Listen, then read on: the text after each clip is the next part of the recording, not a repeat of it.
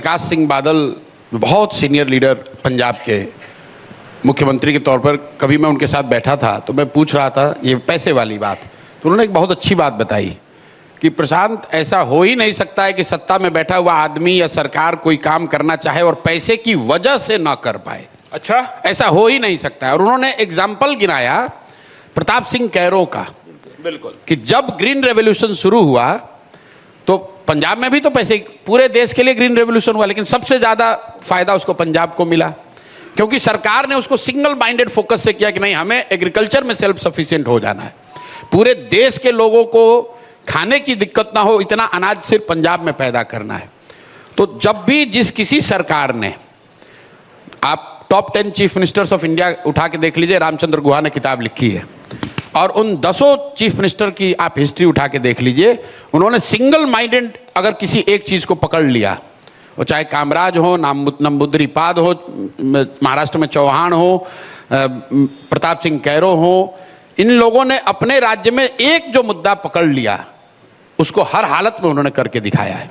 तो बिल्कुल बिहार में मेरा अपना मानना है कि बिहार को अगर अपना गौरवशाली इतिहास वापस हासिल करना है तो हम लोग मैन्युफैक्चरिंग के हब नहीं हो सकते हैं।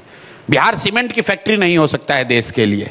हम लोग को अपना चुनना है कि देश में हमारी सबसे बड़ी स्ट्रेटेजिक हमारा एडवांटेज क्या है। हम लोग ज्ञान की भूमि थे और पुनः इस धरती को ज्ञान का भूमि ही बनना है।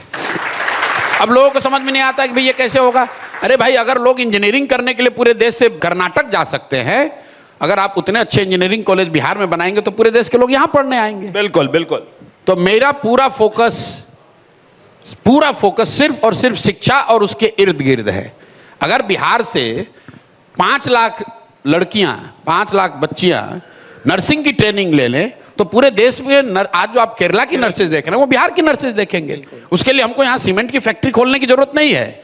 मैं हर प्रखंड में इफेक्टिव फंक्शनिंग नर्सिंग कॉलेज चाहता हूँ, मैं फार्मेसी चाहता हूँ, मैं पॉलिटेक्निक चाहता हूँ, मैं यहाँ पर यूनिवर्सिटीज बड़े चाहता हूँ, मैं यहाँ प्राइमरी स्कूलिंग की देश की सबसे अच्छी व्यवस्था चाहता हूँ। ज्ञान आधारित अर्थव्यवस्था की आप बात बिल्कुल, ज्ञान आधारित सर्विस सेक्टर से ही देश पूरे दुनिया में जो सबसे संभ्रांत सोसाइटीज हैं, they have invested in education and they have invested in service sector.